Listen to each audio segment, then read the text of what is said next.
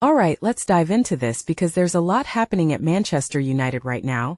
And personally, I think it's a mix of bittersweet goodbyes and exciting new beginnings. So here's the deal: Tyler Fredricson, a lifelong United fan and academy product, has officially left Old Trafford to join FC Lausanne-Sport. Now, what makes this really interesting is the connection between the two clubs. Both are under the Ineos ownership umbrella.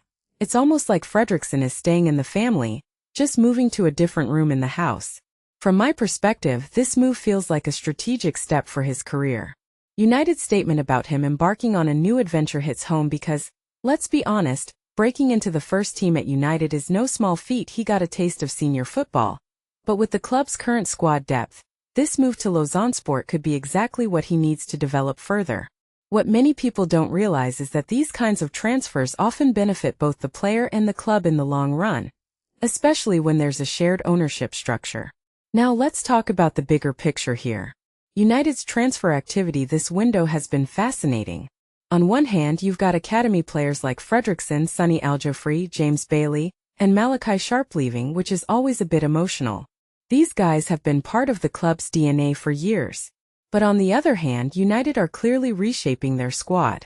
The signings of Andrey Santos and Youri Tielemans for a combined £85 million? That's a statement. Tielemans, in particular, is a player I'm excited about. He's proven in the Premier League, and his arrival alongside Santos shows United's intent to strengthen their midfield. If you take a step back and think about it, this could be the start of a new era for the club, especially with Erik ten Hag at the helm. But here's the thing. Midfield isn't the only area they're targeting. The links to players like Aurelien Tchouameni, Eduardo Camavinga, and Alex Scott suggest they're not done yet. This raises a deeper question. Are United finally addressing the depth issues that plagued them in recent seasons? What's also caught my eye is the goalkeeper situation. Karl Darlow joining as a free agent makes sense, but the signing of Margetson from Swansea? That's one for the future. It's clear United are thinking long-term, which is refreshing. But let's not forget the elephant in the room: Marcus Rashford. His loan spell at Barcelona didn't lead to a permanent move, and now he's back at United. Personally, I think this could go one of two ways.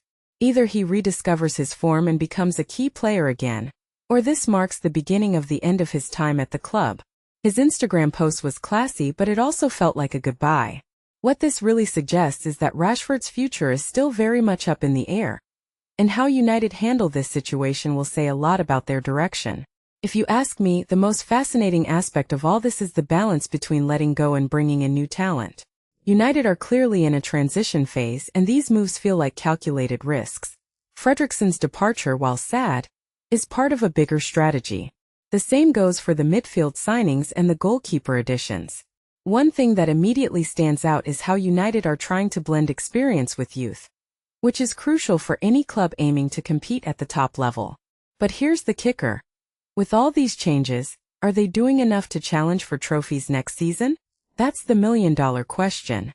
So what's my takeaway from all this? United are in a period of flux, but it's a necessary one.